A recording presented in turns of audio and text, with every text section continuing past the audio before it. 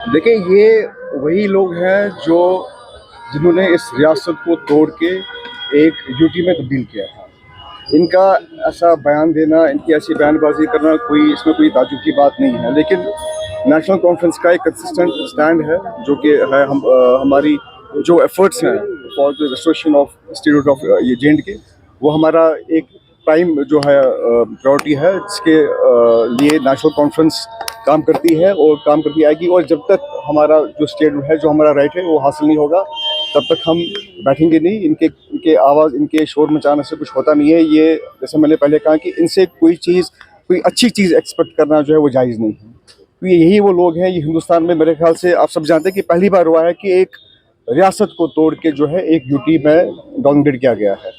सो इनका ये बयान देना कोई हैरान बात नहीं है। ये तो this is what is expected from us.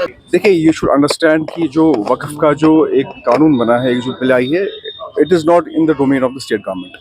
ये जो है, ये मरकज़ का कानून है। ये मरकज़ ने कानून बनाया है और जो है यहाँ पे क्या पूरे हिंदुस्तान में जो है वो लागू किया है। लेकिन जो हमारा एक स्टैंड है, जो डे 1 पे हमने बयान दिया है कि हम जो इस वक्फ बिल जो है, हम इसकी मुखालफत करते हैं। हम सारे ये समझते हैं कि ये बिल जो है, ये हिंदुस्तान के हक़ में है, न ये हिंदुस्तान में जो रहने वाले मुसलमान हैं, न ये उनके हक़ में है। सो हमने इसकी मजम्मत जो है डे 1 से की है और पार्टी का एक स्टैंड है। पार्टी इसके खिलाफ जो है सुप्रीम कोर्ट तक जाएगी। वो लीगली जो है बैटल है, जो है फाइट करेगी। एक और सवाल हमारा है, आपके सुनील शर्मा ने साथ में ये भी कहा है, अल्लाहू अकबर के नारे जो है मस्जिद में ठीक लगते हैं, असेंबली में नहीं। 1990 की दिहाई में जब कश्मीरी पंडित के यहाँ से निकले, इन्हीं एनसी वालों ने यहाँ पर जो है अल्लाहू अकबर के नारे तब भी लगाए थे। मेरे ख्याल से शायद, मुझे नहीं पता कि इनको सियासत में कितना अरसा हुआ है। अगर सियासत में शायद ये वेटरन टाइप के कोई लीडर होते तो मैं समझता है शायद ये इस बात से खबरदार होते कि मिलिटेंसी से अगर सबसे ज़्यादा पॉलिटिकली डैमेज किसी पॉलिटिकल पार्टी को हुआ है, वो नेशनल कॉन्फ्रेंस को हुआ है। किसी भी पॉलिटिकल तंजीम के वर्कर्स, लेजिस्लेटर्स, फॉर्मर मिनिस्टर्स अगर मारे गए हैं, वो नेशनल कॉन्फ्रेंस के हैं। तो ये इनसे हमें ये सबक सीखने की ज़रूरत नहीं है।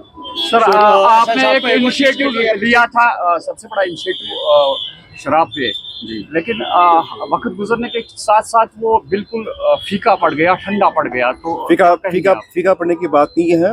वो जो अल्कोहल बिल थी, लिस्टेड थी, लेकिन अनफॉर्चुनेटली जो ये वक्फ का जो ये बिल आया, इसके हवाले से जो एहतजाज लगातार 3 दिन हमने असेंबली के ऐवान में किया है, उस हवाले से जो ये बिल नहीं, कोई भी बिल जो है वो उस पर बहस जो टेबल हो नहीं सकी। अदरवाइज सबमिट की है, बोलने के लिए सबमिट नहीं की थी।